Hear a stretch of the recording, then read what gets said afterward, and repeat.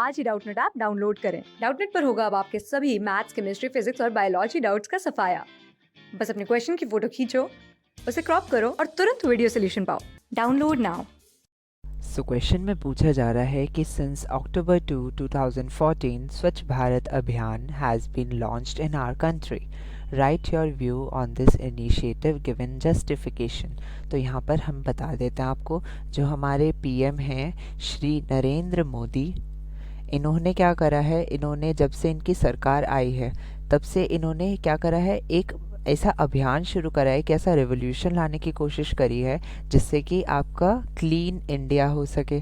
ठीक है, हमें ये पता है कि भारत में, हमें पता है हम काफ़ी ज़्यादा क्या होते हैं, इग्नोरेंट होते हैं क्लेanलीनेस को लेके। हम अपने पड़ोसियों की तरफ अपना कूड़ा फेंक देते हैं, या फिर हम चलते फिरते रास्ते में जो टॉफ़ी के रैपर्स हैं उन्हें बिना कोई डर के और बिना कोई समझ के भी हम यहाँ पे क्या कर देते हैं, फेंक देते हैं। तो इन सब से हमें क्या करना है, दूर होना है, इनसे परे होना है। तो नरेंद्र मोदी जी ने क्या करा है, यहाँ पर एक अभियान चला है जिससे कि हमारे अंदर आ सके एक बिहेवियरल चेंज। ठीक है, बिहेवियरल चेंज क्यों होना चाहिए, क्योंकि यहाँ पर हमें क्या देखना है, हमें यहाँ पे अपने बर्ताव में यहाँ पे एक बदलाव लाना है। ठीक है, हमारे व्यवहार में बदलाव लाएंगे तभी जाके हम वॉलंटरली कोई पैकेट अगर हम फेंक रहे हैं तो हमें खुद से ही गिल्ट महसूस होना चाहिए कि हमने अपने भारत को यहाँ पे दूषित किया है, प्रदूषित किया है। तो यहाँ पे क्या हुआ है, यहाँ पे 2 अक्टूबर जो कि गांधी जयंती का पर्व होता है, इस दिन से इन्होंने क्या करा, स्वच्छ भारत अभियान को लॉन्च कर दिया। मेरे हिसाब से मैं तो इसके कंप्लीट सपोर्ट में हूँ, क्योंकि यहाँ पर कोई एक पर्टिकुलर ऐसी कोई थिंकिंग या आइडियोलॉजी से प्रभावित नहीं होके हम यहाँ पर सिर्फ पूरे के पूरे भारत की बात कर रहे हैं। तो यहाँ भारत में अगर हमारी स्वच्छता आती है तो वो हमारे कई सारे सेक्टर्स में हमारे लिए बेनिफिशियल होगा, जैसे कि हेल्थ। आपको भी पता होगा कि जहाँ पर आप कूड़ा फेंकते हैं वहाँ पे मक्खियाँ भिनकती हैं, तो इन्हीं मक्खियों से आपके बाकी बहुत सारे डिजीज़ेज़ होते हैं। तो इनको यहाँ पे रोकने के लिए सबसे अच्छा क्या इलाज हो सकता है कि हम यहाँ पे प्रिवेंशन करें। ठीक है, prevention is better than cure. तो प्रिवेंशन क्या हो सकता है कि हम अपनी आसपास की सराउंडिंग्स को ही क्लीन रखें, तो यहाँ पे ये जो मच्छर और ये हमारी मक्खियाँ हैं ये कभी उत्पन्न ही नहीं होंगी। इसके अलावा यहाँ पर और क्या है, ये हम कह सकते हैं कि जो हमारा ये वेस्ट है, ठीक है, जो आपका डोमेस्टिक वेस्ट है, जिसे कि आप यहाँ पे विदाउट एनी सेग्रीगेशन फेंक देते हैं। ठीक है, सेग्रीगेशन क्यों चाहिए होती है इसमें, सेग्रीगेशन इसलिए ज़रूरी है क्योंकि यहाँ पे आपको क्या करना है, आपको सेपरेट करना होता है। क्या, बायोडिग्रेडेबल जो होता है किचन वेस्ट, बायोडिग्रेडेबल वेस्ट और नॉन बायोडिग्रेडेबल वेस्ट, इनको आपको यहाँ सेपरेट करना आना चाहिए, तभी जाके आप क्या कर सकते हैं, तभी जाके आप यहाँ पे हमारे जो भी ये वेस्टेज है इनको आप प्रॉपरली डिस्पोज कर सकते हैं। ये सेग्रीगेशन पर हमारा ध्यान नहीं जाता है। तो यहाँ पर हमें जो ये बताया गया है कि यहाँ पे हमारे एक नीला होना चाहिए डस्टबिन और एक हमारा यहाँ पे हरा डस्टबिन होना चाहिए। ठीक है, तो यहाँ पे जो हमारा ब्लू और ग्रीन डस्टबिन का एक यहाँ पे हमने क्या करा है, सेग्रीगेट किया है, सेपरेट करा है अपने डस्टबिन्स को। तो हम ब्लू में डालेंगे क्या, नॉन बायोडिग्रेडेबल वेस्ट, जैसे कि जितने भी प्लास्टिक्स होते हैं, और ग्रीन में हम डालेंगे हमारे बायोडिग्रेडेबल वेस्ट, जैसे कि किचन वेस्ट को।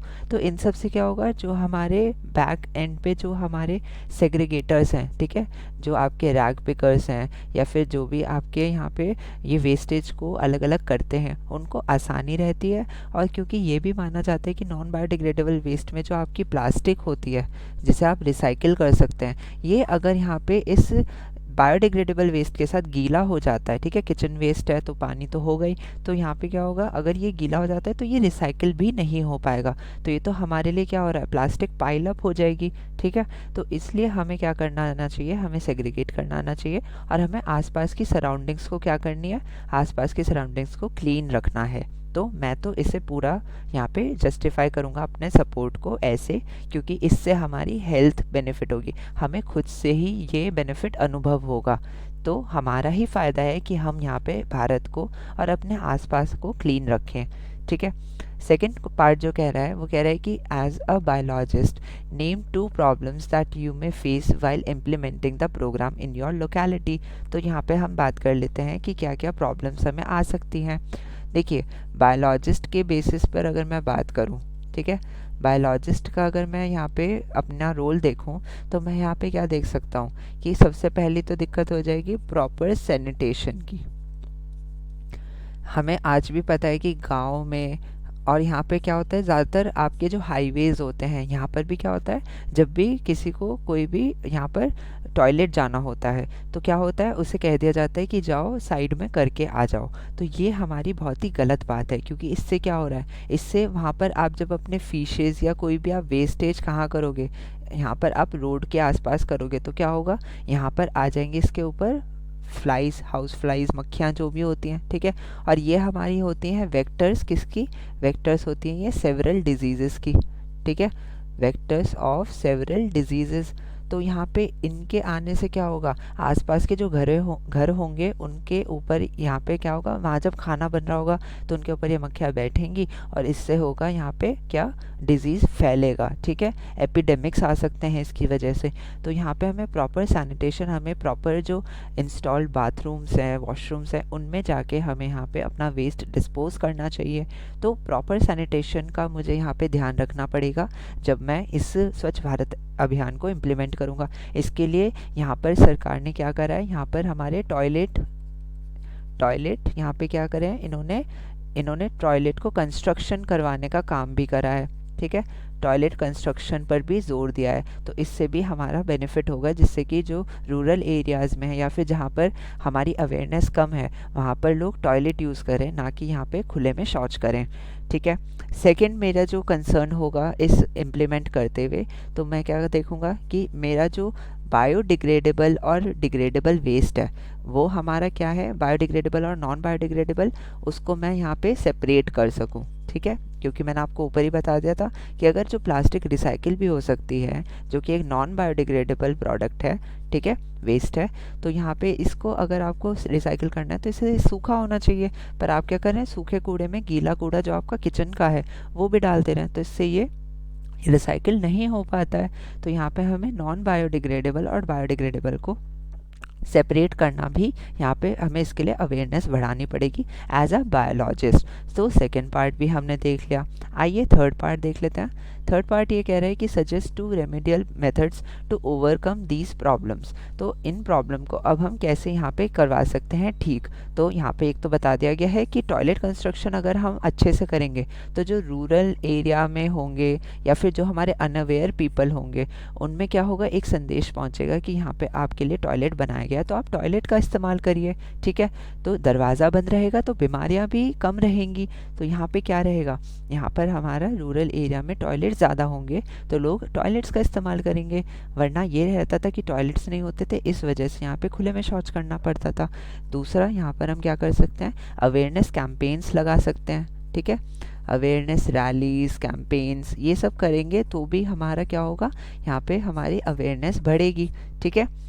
और इसके अलावा सेकंड जो हमारा प्रॉब्लम था कि ये सेपरेशन नहीं हो रहा है, तो हम यहाँ पे क्या कर सकते हैं, यहाँ पे हम डिस्ट्रीब्यूशन कर सकते हैं, किसका, फ्री डिस्ट्रीब्यूशन कर सकते हैं हम ऑफ 2 सेपरेट डस्टबिन्स, ठीक है, या फिर इंस्टॉल करे जा सकते हैं ये सड़क के साइड में, ठीक है।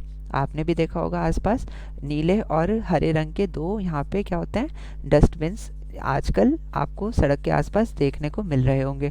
तो ये सब क्या है, ये सब गवर्नमेंट का एक तरीका है जिससे कि आप यहाँ पे इनकरेज हो सकें कि जो भी आपका कूड़ा है जो कि बायोडिग्रेडेबल है उसको आप डालें कहाँ पे, हरे वाले डस्टबिन में, और जो नॉन बायोडिग्रेडेबल है, जो सूखा कूड़ा है, उसे आप डालें यहाँ पे नीले डस्टबिन में।